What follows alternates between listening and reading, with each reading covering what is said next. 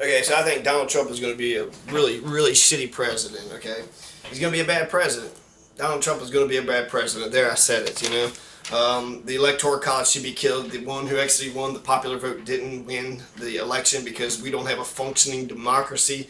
And he rigged it. He rigged the system. He wouldn't even let the independents debate because he's a cheater. And that's we're gonna have a bunch of cheaters now, a bunch of cheating, fascist, sexist, racist pieces of shit. He normalizes fascism. It is okay to be an authoritarian, racist, sexist piece of shit. It's okay to be like he is. So he is normalizing a horrible trait for American culture. If he's the face of the United States and then people look at him and they identify with him, then they're going to excuse a lot of his behavior. So Donald Trump is going to be a train wreck. He's a twat waffling son of a bitch. But when it comes to the main structural issues, so what about inequality? What about poverty? What about homelessness? What are we going to do with the homeless? Why are there people in the United States that still starve to death or don't have, housing?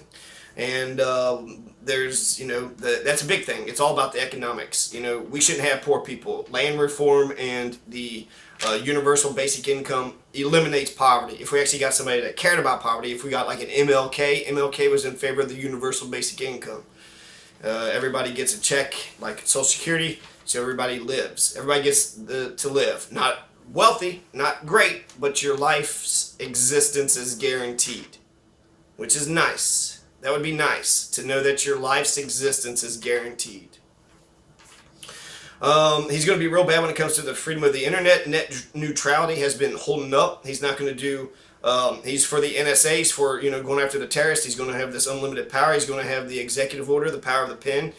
Even though he's going to kill the TPP, he's also going to kill the EPA. So he doesn't give a shit about the environment. He's in favor of fracking. So fracking everywhere. In fact, it's open season. It's open season on all the oil and natural gas. And he said shale and clean coal. So there's a nice oxymoron. We're still talking about clean coal. Coal's pretty fucking dirty and it pollutes a lot. It's important, but clean coal, that's a little crazy. He wants to restart the Keystone Pipeline. He wants to bring that idea back. So now we're going to do a Keystone Pipeline, right? Now we're going to go ahead and redo this thing that had already been destroyed. It's the Dakota Access Pipeline. There is no hope. Very little hope. The state wants the Dakota Access Pipeline to go through and the Keystone Pipeline to go through. We'd already stopped the Keystone, and now we're having to, litigate a lot of these issues. And so Obama should be, nervous about his legacy. Healthcare, I don't believe Donald Trump's going to do with healthcare. Police brutality, prison reform, the demilitarization of the police, he's not going to do. He backs the police up, like they can do no wrong. And so he is a fascist. He's a through and through fascist. So what that means is that these structural issues, these major structural issues, the housing crisis, people are losing their homes. We should have a moratorium on foreclosures. American families shouldn't lose their homes. You got a family together, we want that family to stay together. We want that family to stay together, and we want them to be able to live in their house and to be able to, go and earn a living and to, have life be that much more meaningful. But if we're kicking them out of their homes, now they got to go live with, mom or dad or grandpa or something or some friend or some neighbor. Now they're kind of a nuisance. Now they're having these economic issues. They're confined. They're going to have problems. Will that family stick together or not? Poverty kills a lot of things. Poverty can kill families, but we can have a moratorium on foreclosures. Donald Trump's not going to do that. Donald Trump isn't going to go, help with poverty and homelessness. He thinks provide more jobs, so actually open up America for sale. It's going to be a shock doctrine, so these foreign corporations can come in here and make their crap, and we'll produce more exports, and we'll be used as cheap labor. And so that's poverty, inequality, homelessness, police brutality, prison reform, healthcare, housing crisis. These are war. Right now we're in a war machine, the military-industrial complex. These are major structural issues that are not going to be fixed. They're not going to be fixed with a Trump presidency. So within 4 years, within 2 years, people are going to see the big dismal failure that he's going to be. The first 100 days, he's not going to be like FDR, just putting a bunch of money into the system and making public works projects, a Tennessee Valley Authority, National Industry Recovery Act. Civilian Conservation Corps. That's not going to be his first 100 days. His first 100 days is going to build a wall, right? So that's going to not really do much for immigration, but hey, I got a fucking wall now. That'll be the wall that my generation is going to have to tear down. Mr. Trump, tear down this wall, or hell, I'll just tear it down myself, right? And that we're going to pay for it. He's saying Mexico's going to pay for it. That don't even make any sense. It's actually our taxpayers paying for it, but that's what he's going to do. He's going to kill the EPA. He's going to open America up. It's open season for all of our natural resources for these foreign corporations to extract them for a profit and fuck us over. But that's our resources, especially in public lands. So therefore, we should be able to use those resources, for the benefit of all. But instead, we give it to these profit, generators, and that's all they give a damn, is making as much money as possible, which means giving you the crappiest service or product that they can, and just to maximize their profits. So he's going to go after the immigrants, right? There's going to be immigration reform, and I don't know. It's kind of a mess now, so it does need to be sort of unified. But he's going to go after the immigrants, and then there's a whole bunch of immigrants still here today. Is he going to round them up and send them back? That's what Hitler would do. So the war on drugs will continue. The police won't be demilitarized. In fact, they'll actually be emboldened. They'll be emboldened. They kill 5 or 10,000 Americans every year, more than any terrorist, or even teddy bears. Teddy bears kill more people than how many cops actually got shot. So there's a war on police. Like 20 police got shot, but then they killed like thousands. I don't think that's a war on police. It sounds like there's a war on the people, right? But every situation's unique. Let's see here. Affordable Child Care Elderly Act. That's Ivanka and her child care. We'll see, but actually when I look at it, it's not universal child care. It's just child breaks, just tax breaks. So that's what they're going to do, just give us a bunch of tax breaks, and that's going to be good enough. Oh, hey, here's a bunch of tax breaks. Oh, okay, well, that's good enough.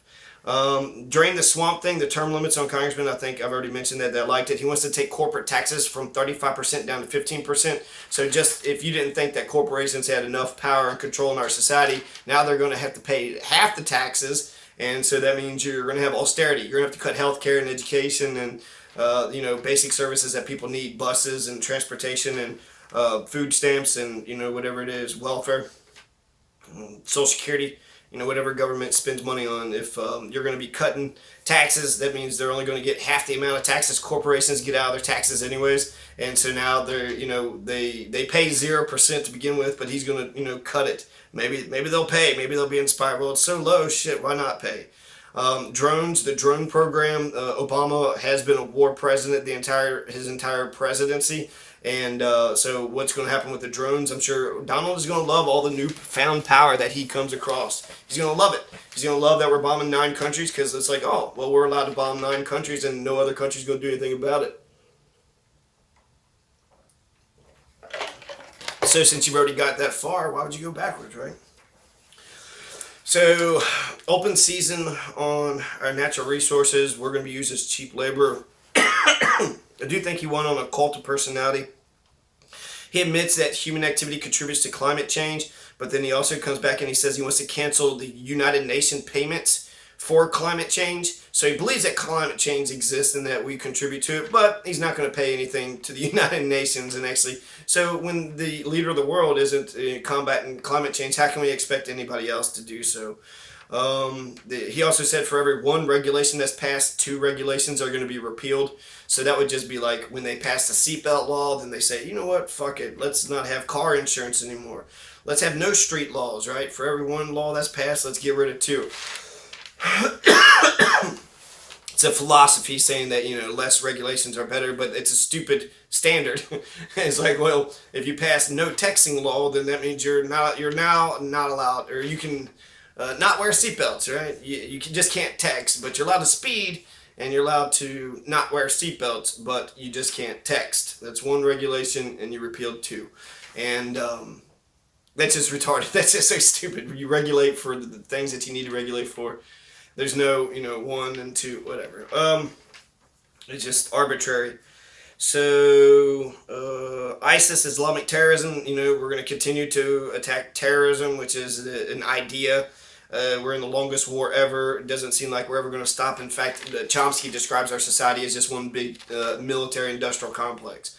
And we're just a shadow. We're just kind of off to the side, and everything else is just to run the war machine.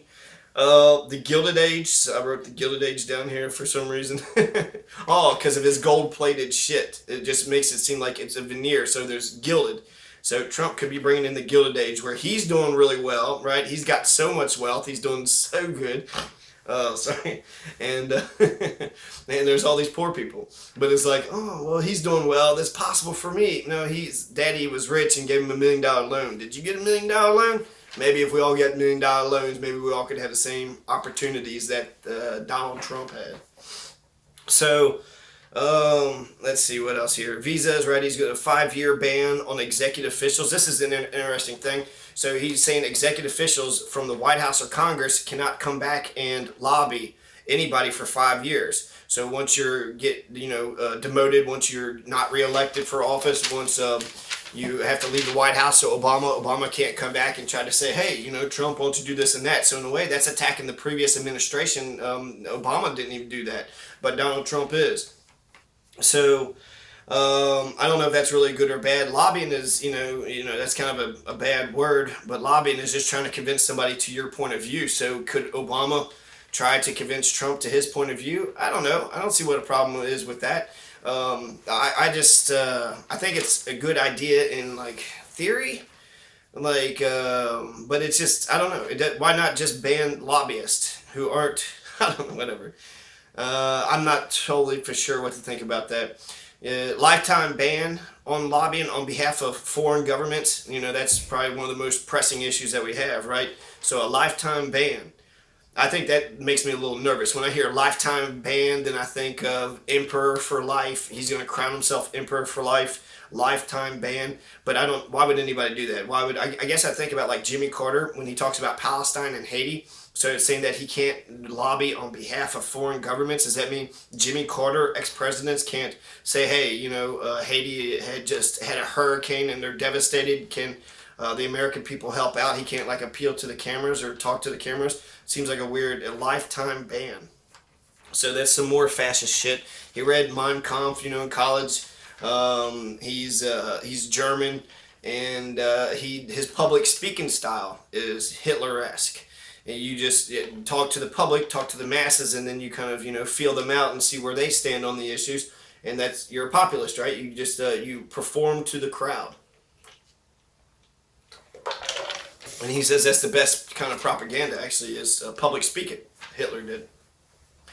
In his book, Mein Kampf. And so he's very, he has all the indications of fascism. He's an authoritarian, so that is fascist to me. An authoritarian is a fascist.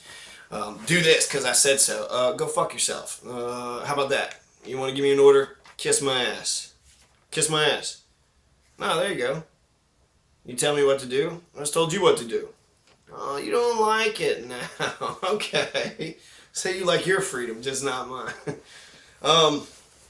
So let's see. The corporate tax is going down, so that's great for the corporations. But government should be used by the people to keep corporations in check. But it sounds here that he's going to be more corporatist than ever. So he's going to help the big bankers and the corporations and the 1%. Those are his buddies. Those are his friends. He's going to make sure he continues to make a bunch of money. Make sure his sons can run his company and continue to make a bunch of money.